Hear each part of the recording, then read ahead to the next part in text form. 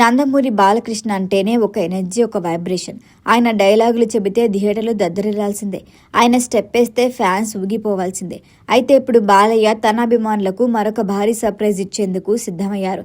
తన 111వ చిత్రంలో బాలయ్య కేవలం నటనతోనే కాదు, తన గొంతుతో కూడా ప్రేక్షకులను ఉర్రూతలూగించబోతున్నారు.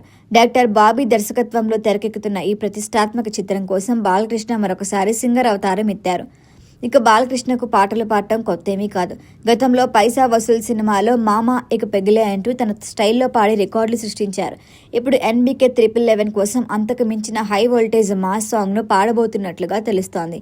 ఈ సినిమాకు తమన్ సంగీతం అందిస్తుండగా బాలయ్య గొంతుకు తగ్గట్లుగా ఒక అదిరిపోయే ట్యూన్ను సిద్ధం చేసినట్లుగా సమాచారం. అయితే ఇటీవల ఈ పాటకు సంబంధించిన రికార్డింగ్ పనులు కూడా పూర్తయ్యాయట. చిత్ర యూనిట్ ఈ విషయాన్ని అత్యంత రహస్యంగా ఉంచాలని ప్రయత్నించినప్పటికీ సోషల్ మీడియాలో బాలయ్య పాట పాడుతున్నారనే వార్త విపరీతంగా వైరల్ అయింది. ఈ పాట సినిమాలో హీరో ఎలివేషన్ సీన్లో వస్తుందని, ఇది ఫ్యాన్స్ కు కనువిందు చేస్తుందని చెప్తున్నాయి. ఇక బాబీ విజన్ బాలయ్య మార్క్.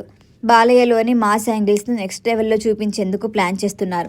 ఇప్పటికే ఈ సినిమా టైటిల్ మరియు టీజర్ కోసం వెయిట్ చేస్తున్నారు అభిమానులు.